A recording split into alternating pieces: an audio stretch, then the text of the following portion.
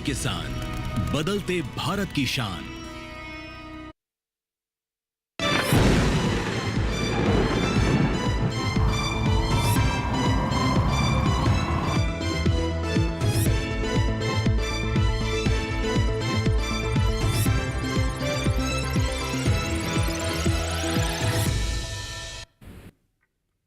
नमस्कार, आप देख रहे हैं दूरदर्शन किसान। हमारे खास कार्यक्रम मौसम खबर में आपका स्वागत है। मैं हूं आपके साथ दीपशिखा सिंह राजपूत।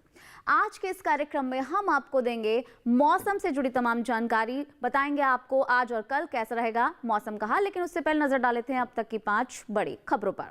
तो सबसे पहले खबर की बात करते हैं जो कि तटीय आंध्र प्रदेश से है। कुछ जगह पर भारी बारिश का अनुमान मौसम विभाग की तरफ से जताया गया। साथ ही गुजरात में कुछ हिस्सों में गरज के साथ तेज हवाएं चलने के आसार मौसम विभाग की तरफ से जताए गए हैं। इसके साथ ही तीसरी खबर जम्मू कश्मीर से, जहां पर 2 से 5 डिग्री सेल्सियस तक पारा नीचे जा सकता है। इसके साथ ही हिमाचल प्रदेश में कुछ जगह ओले पड़ने का अनुमान व्यक्त किया गया है। वहीं अगली खबर की बात करेंगे जो कि पंजाब से है, जहां पर कुछ हिस्सों में ओले पड़ सकते हैं। और इसके साथ ही चलिए अब आगे बढ़ते हैं और हमारी सहयोगी एआई सहयोगी भूमि से जान लेते हैं मौसम अलर्ट से जुड़ी हुई जानकारी और सर्द अपडेट के बारे में।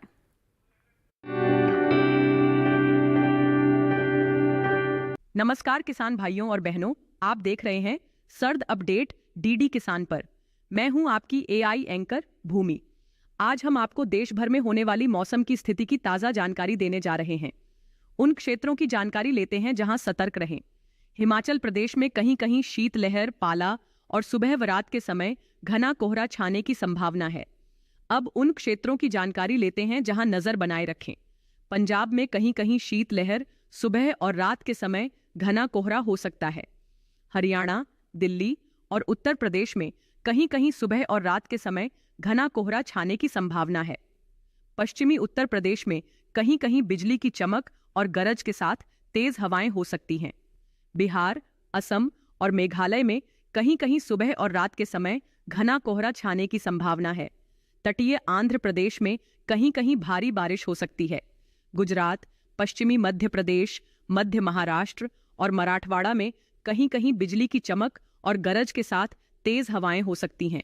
यह थी मौसम की ताजा जानकारी। कृपया सुरक्षित रहें। धन्यवाद। चलिए अब आगे बढ़ते हैं, अपने अगले सेगमेंट का रुख कर लेते हैं और जान लेते हैं मौसम पूर्व अनुमान। तो इस सेगमेंट में हम आपको मौसम से जुड़ी तमाम जानकारी देंगे कि पूर्वानुमान आपको बताएंगे कि कहां पर किस तरीके का मौसम रह सकता है। तो ये तमाम जानकारी हम आपको इस सेक्शन में देंगे। तो चलिए अब शुरुआत करते हैं कहां पर क्या कुछ स्थिति बनी हुई है और उत्तर भारत के कुछ हिस्सों से इसकी शुरुआत करते हैं। जैसा कि आप देख पा रहे हैं इस नक्शे में पंजाब के साथ साथ चंडीगढ़ और हरियाणा समेत दिल्ली में कहीं कहीं बारिश के आसार हैं। हालांकि जो इसके आसपास के कुछ इलाके, चाहे लेह लद्दाख हो, जम्मू कश्मीर, श्रीनगर, गिलगित, मुजफ्फराबाद या हिमाचल प्रदेश, उत्तराखंड या पश्चिमी उत्तर प्रदेश या पूर्वी उत्तर प्रदेश, यहाँ पर फिलहाल बारिश की कोई जो गुंजाइश है वो नजर नहीं आ रही है।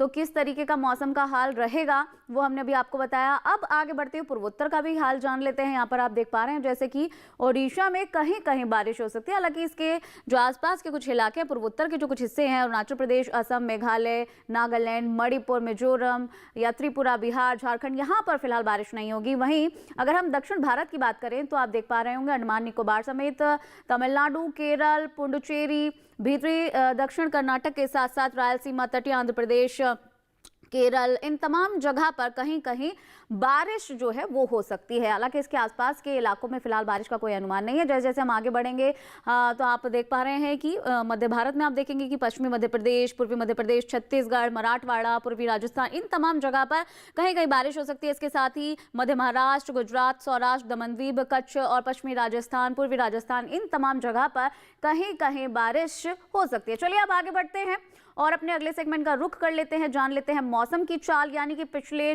जो 24 घंटे हैं इसमें मौसम का क्या कुछ हाल रहा है, क्या कुछ स्थिति रही है। तो देखिए, पश्चिमी राजस्थान, पूर्वी राजस्थान, उत्तराखंड, पश्चिमी उत्तर प्रदेश, पूर्वी उत्तर प्रदेश, इन तमाम जगह पर ठंड रही है। हालांकि कई जगह पर बारिश भी हुई है, जैसे कि हिमाचल प्रदेश में हवाओं के साथ बारिश हुई है, उत्तराखंड में भी बारिश हुई है, पश्चिमी उत्तर प्रदेश, पूर्वी उत्तर प्रदेश में भी बारिश हुई है। तो मौसम की चाल यानी कि पिछले कुछ घंटों में 24 घंटे में क्या कुछ स्थिति रही है। अब आगे बढ़ते हैं, पूर्वोत्तर का भी कुछ रुख कर लेते हैं। गांगे पश्चिम बंगाल, ओडिशा, त्रिपुरा, मिजोरम, मणिपुर, नागालैंड, इन तमाम जगह पर भी पिछले 24 घंटे में बारिश हुई है। तो मौसम की चाल हम आपको बता रहे हैं कि पिछले 24 घंटे में कहां पर किस तरह की स्थिति जो है वो देखी गई है।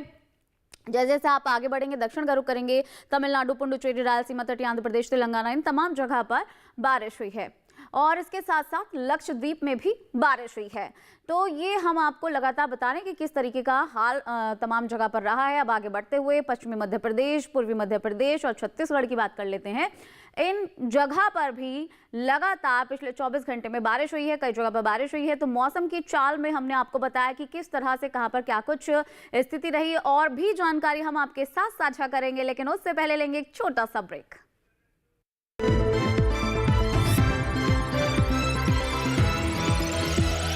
बेमौसम बारिश, आंधी और तूफान की चिंता भूल जाओ, फसल बीमा कराओ, सुरक्षा कवच पाओ। प्राकृतिक आपदा हो या कोई दुर्घटना, उसकी चिंता से भी मुक्ति पाओ।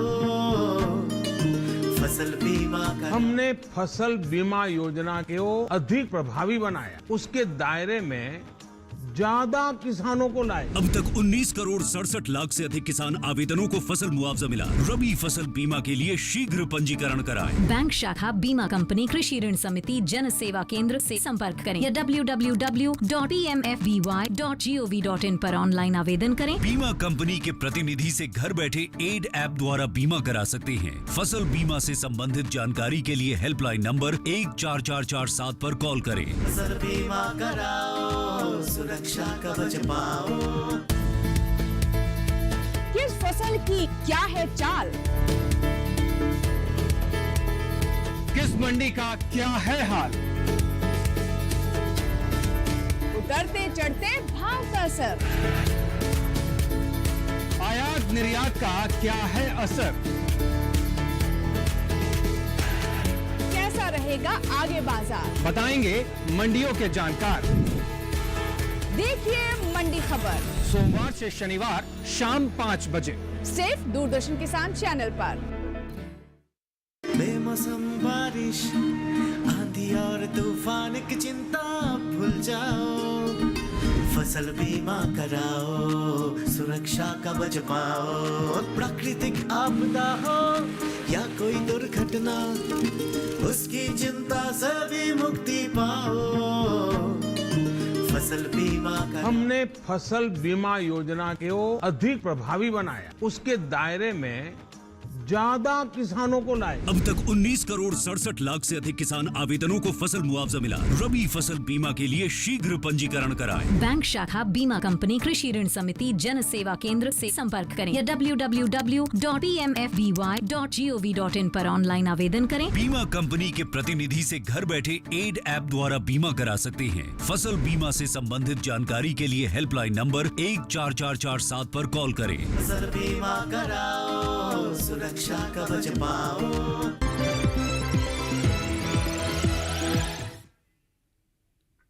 ब्रेक के बाद एक बार फिर से स्वागत है आपका हमारे खास कार्यक्रम मौसम खबर में। चलिए कार्यक्रम को आगे बढ़ाते हैं और अब हम रुख कर लेते हैं अपने अगले सेगमेंट का, जो कि है तापमान से जुड़ा हुआ। तो चलिए अब आपको बताते हैं तापमान का हाल, यानी कि कहां पर अधिकतम तापमान कितना रहा और कहां पर न्यूनतम तापमान की स्थिति किस तरह की रही। तो सबसे पहले हम बात कर लेते हैं उत्तर भारत की। तो गिलगित, श्रीनगर, जम्मू कश्मीर, लेह लद्दाख में जो न्यूनतम तापमान है वो 3 से 5 डिग्री सेल्सियस कम दर्ज किया गया। तो न्यूनतम तापमान की स्थिति हम आपको बता रहे हैं। इसके साथ ही पूर्वी उत्तर प्रदेश में जो न्यूनतम तापमान है वो 3 से 5 डिग्री सेल्सियस ज्यादा दर्ज किया गया। तो लगातार हम आपको तापमान की स्थिति बता रहे हैं कि कहां पर न्यूनतम तापमान यानी कि मिनिमम टेम्परेचर कितना दर्ज किया गया है। पूर्वोत्तर के कुछ हिस्सों का रुख कर लेते हैं। मेघालय, असम, अरुणाचल प्रदेश में न्यूनतम तापमान 3 से 5 डिग्री सेल्सियस कम दर्ज किया गया।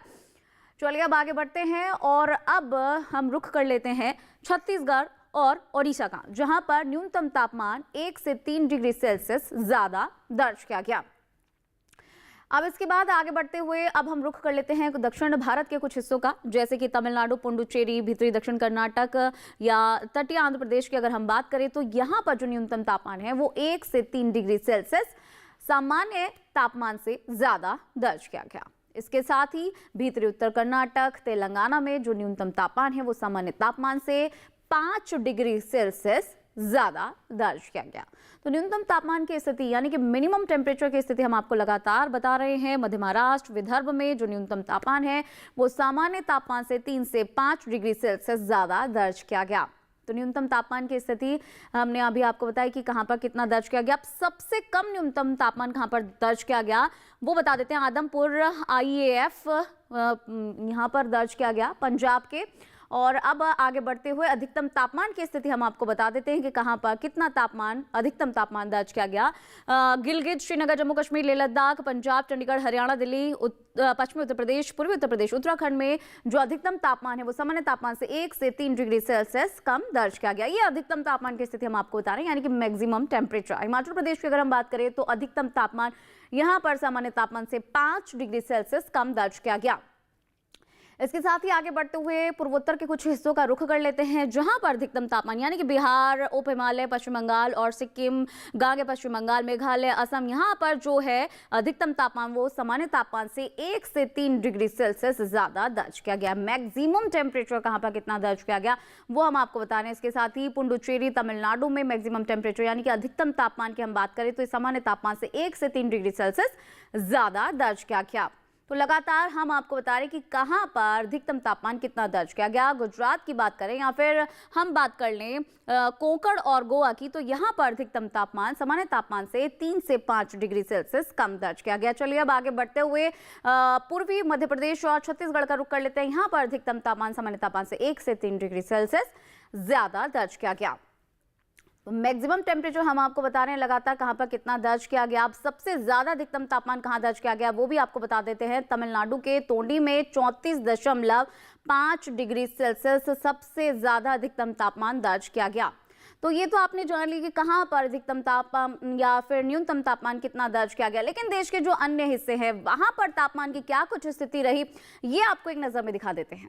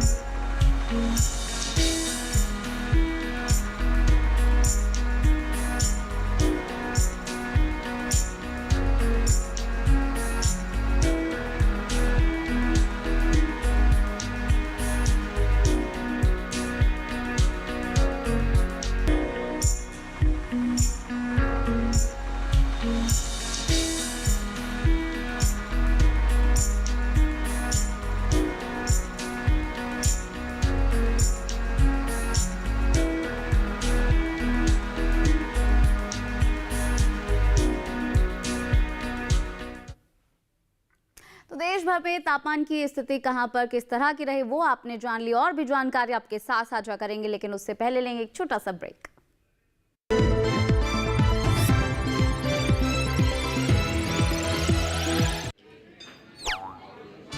अरे रे, सावधानी हटी तो जेब कटी।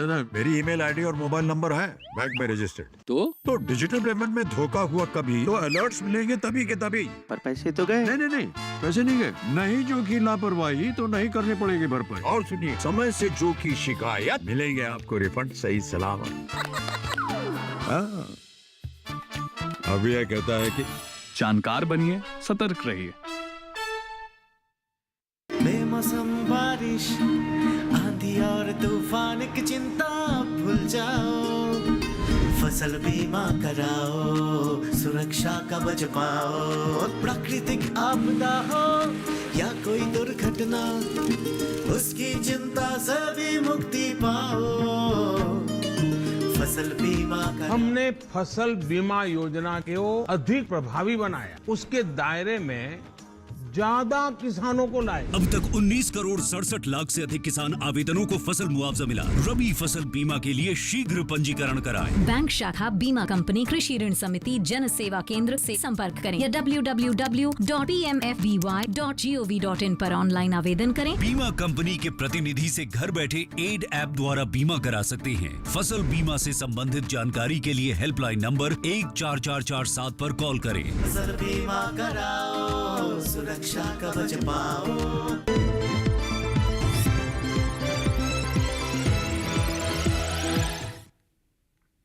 ब्रेक के बाद एक बार फिर से स्वागत है आपका हमारे खास कार्यक्रम मौसम खबर में। चलिए कार्यक्रम को आगे बढ़ाते हैं, अपने अगले सेगमेंट का रुख कर लेते हैं और इस सेगमेंट में हम आपको एयर क्वालिटी इंडेक्स से जुड़ी तमाम जानकारी देंगे, यानी कि जानेंगे वायु गुणवत्ता सूचकांक कहां पर कितना दर्ज किया गया। ये तमाम जानकारी देंगी हमारी एआई सहयोगी भूमि।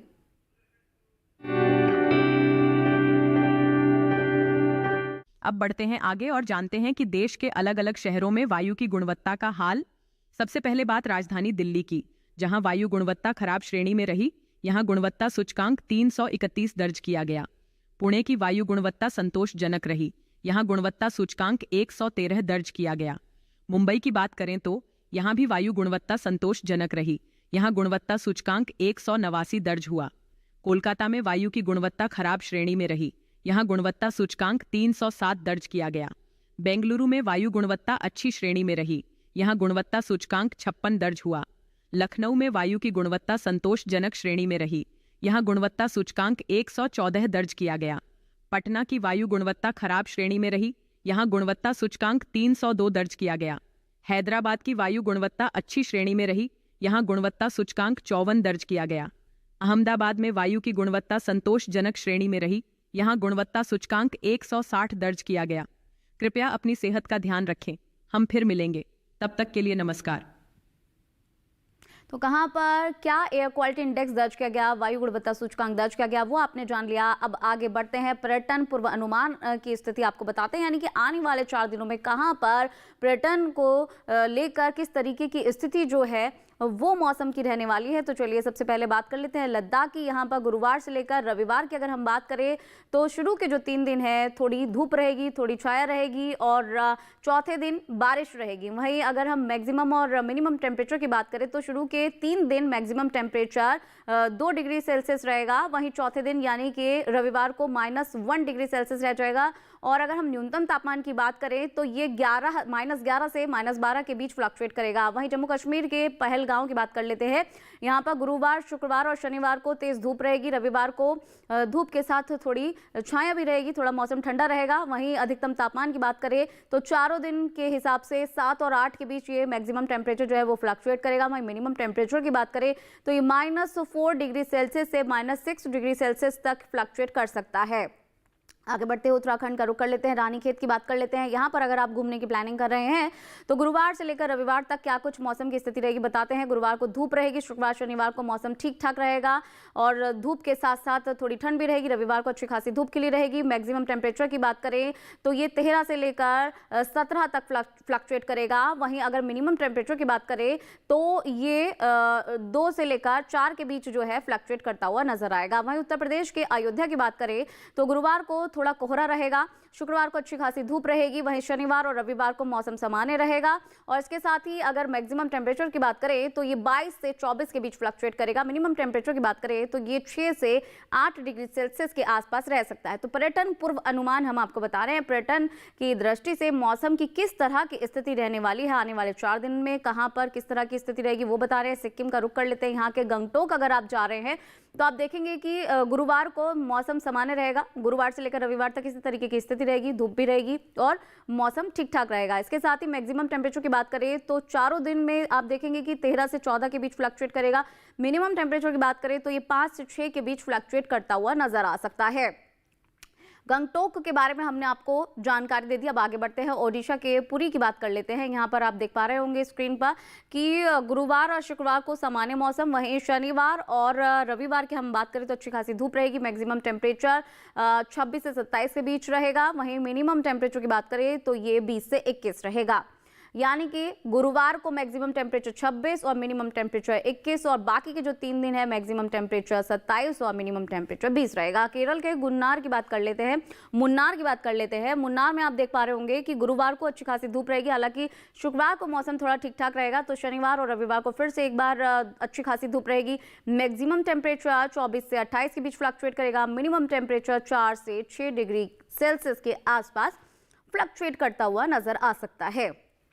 तो केरल के मुन्नार का हाल आपने जान लिया। कर्नाटक के मैसूर का भी हाल जान लेते हैं, क्योंकि शुरू के 2 दिन यहाँ पर अच्छी खासी बारिश हो सकती है, यानी कि गुरुवार और शुक्रवार की हम बात कर रहे हैं। वहीं शनिवार और रविवार को फिर से मौसम सामान्य रह सकता है। हालांकि जो मैक्सिमम टेम्परेचर है वो चारों दिन ही एक समान यानी कि 30 डिग्री सेल्सियस रह सकता है।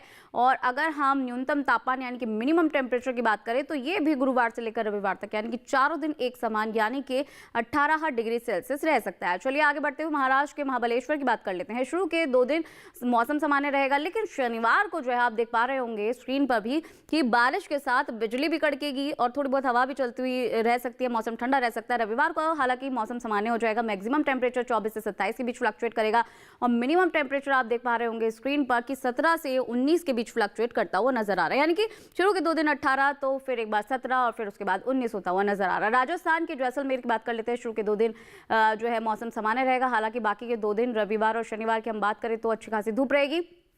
मैक्सिमम टेम्परेचर चारों दिन एक समान यानी कि 21 डिग्री सेल्सियस रहेगा। वहीं अगर हम मिनिमम टेम्परेचर की बात करें तो पहले दिन यानी गुरुवार को 10 डिग्री सेल्सियस, शुक्रवार को 8 डिग्री सेल्सियस और शनिवार और रविवार को 9 डिग्री सेल्सियस रह सकता है। तो ये जैसलमेर का हाल हमने आपको बताया गुरुवार से लेकर आने वाले 4 दिन तक। और ये तो हमने आपको बताया कि पर्यटन की दृष्टि से मौसम किस तरीके का कहां पर कैसा रह सकता है। चलिए अब अपने अगले सेगमेंट का रुख कर लेते हैं, जो कि है खेती किसानी। तो जो किसान है इस समय पर उनको अपनी फसलों का किस तरह से ध्यान रखना चाहिए, क्या कुछ करना चाहिए, क्या नहीं करना चाहिए, किस तरह की सावधानियां रखनी चाहिए, जो एक्सपर्ट्स हैं उनकी क्या कुछ सलाह है, इन तमाम बातों के बारे में जानकारी दे रहे हैं हमारे एआई सहयोगी कृष।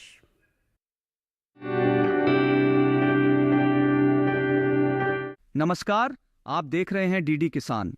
मैं हूं एआई कृष और आज हम गुजरात, महाराष्ट्र, उत्तर प्रदेश और हरियाणा में होने वाली खेती किसानी से संबंधित सलाहों के बारे में पूरी जानकारी देंगे। उत्तर पश्चिमी गुजरात में शुष्क मौसम को देखते हुए गेहूं की पछेती किस्म की बुवाई पूरी करें। यहां के किसान पछेती किस्म के चने की बुवाई भी जल्दी पूरी कर लें। वहीं सौराष्ट्र और कच्छ के किसान गेहूं, धनिया और चने की फसल में सिंचाई का काम करें। कम तापमान के प्रभाव से फसलों को बचाने के लिए शाम के समय सिंचाई करना उचित रहेगा।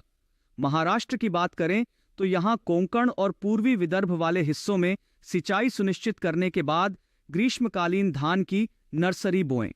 मध्य महाराष्ट्र, मराठवाड़ा और विदर्भ में अरहर की कटाई का काम करें।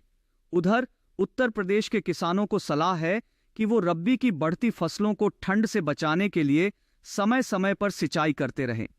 पूर्वी उत्तर प्रदेश में पछेती किस्म के गेहूं की बुवाई इस हफ्ते तक पूरी कर लें। पूर्वी उत्तर प्रदेश में जिन किसानों के खेत अभी खाली है वो मक्का के साथ साथ अन्य उपयुक्त अंतर फसल बो सकते हैं। हरियाणा के किसान देर से बोई गई सरसों में निराई गुड़ाई का काम करें। गेहूं, सरसों और आलू की फसल में जरूरत के हिसाब से सिंचाई करें। फसलों को कम तापमान से बचाने के लिए फव्वारा विधि से सिंचाई करें। अगर अगले 2 हफ्तों तक लगातार तापमान में कमी रहती है तो सरसों की फसल में सफेद जंग संक्रमण हो सकता है। ऐसे में सरसों की फसल में लगातार निगरानी करना जरूरी है। सरसों, गेहूं, गन्ना और फलों के छोटे पौधों को ठंड से बचाने के लिए मल्चिंग करें। इसी तरह कृषि और किसानों से जुड़ी हर महत्वपूर्ण जानकारी के लिए हमारे साथ जुड़े रहिए और देखते रहिए डीडी किसान। तो खेती किसानी से जुड़ी तमाम जो जानकारी है वो आपने जान लिया। अब अपने अगले सेगमेंट का रुख कर लेते हैं और वो है आज की फसल। तो आज की फसल है पालक, और सर्दियों में पालक का सबसे ज़्यादा इस्तेमाल किया जाता है और ये समय भी पालक की बुवाई का चल रहा है। और पालक के अंदर बहुत सारे जो प्रोटीन्स हैं, पौष्टिक जो विटामिन्स होते हैं वो पाए जाते हैं, आयरन पाया जाता है। तो पालक की जो खेती है बुवाई से लेकर उसकी कटाई तक किस तरह से करनी चाहिए, उसकी देखभाल कैसे करनी चाहिए, इससे जुड़ी तमाम जानकारी आपको एक रिपोर्ट के जरिए दिखा देते हैं। इस समय पालक की बुआई की जा सकती है। पालक को मैदानी और पहाड़ी दोनों क्षेत्रों में बोया जा सकता है। मैदानी इलाकों में सर्दी के मौसम में ये ज्यादा बोई जाती है। वैसे तो इसे किसी भी प्रकार की मिट्टी में बोया जा सकता है, फिर भी दोमट मिट्टी इसके लिए सर्वोत्तम मानी जाती है। अलग अलग राज्यों के लिए अलग अलग किस्में हैं। किसान वैज्ञानिकों से सलाह लेकर बीज का चुनाव कर सकते हैं। अच्छी नमी से बुआई करने पर तुरंत सिंचाई की जरूरत नहीं पड़ती। फिर भी बुआई के 8 से 10 दिन बाद सिंचाई करना आवश्यक है। इसके बाद 10 से 15 दिन के अंतराल पर सिंचाई करते रहें। पत्तियों की हर कटाई के बाद सिंचाई करना ना भूलें। खरपतवार नियंत्रण के लिए बोने के 15 से 20 दिन बाद पहली निराई गुड़ाई कर दें। पालक के लिए 2 से 3 बार निराई गुड़ाई करनी चाहिए। पत्तेदार सब्जियों में आमतौर पर बीमारी नहीं लगती, फिर भी अगर बीमारी लग जाए तो कटाई के बाद दवा छिड़कें ताकि पत्तियों पर दवाई का असर ना हो। वैसे पालक में सर्कोस्पोरा लीफ स्पॉट और डंपिंग ऑफ जैसी बीमारियों की आशंका रहती है। लीफ माइनर, चैंपा, माहू और इल्ली जैसे कीट पालक की पत्तियों को नुकसान पहुंचा सकते हैं। बचाव के लिए विशेषज्ञों की सलाह पर उचित दवाएं छिड़कें। ध्यान रखें कि फसल में किसी भी प्रकार की दवा का छिड़काव करने से पहले कृषि विशेषज्ञों से सलाह जरूर लें। पालक की 1 हेक्टेयर में 80 से 100 क्विंटल तक पैदावार होती है। इसे कई बार काटा जा सकता है। तो पालक की फसल से जुड़ी तमाम जानकारी आपने जान ली और हमें उम्मीद है कि आपको इस कार्यक्रम से काफ़ी सारी जो नॉलेज है वो मिली होंगी, जानकारियां मिली होंगी। अगर आप इस कार्यक्रम को एक बार फिर से देखना चाहते हैं और एक बार फिर से तमाम जानकारी हासिल करना चाहते हैं तो आप आपकी टेलीविजन स्क्रीन पर दिखाया जा रहा है इस QR कोड को स्कैन करके DD किसान के YouTube चैनल पर जाकर इस कार्यक्रम को एक बार फिर से देख सकते हैं और एक बार फिर से ये तमाम जानकारी हासिल कर सकते हैं। तो चलिए आज के कार्यक्रम में बस इतना ही। हमें दीजिए इजाजत। नमस्कार।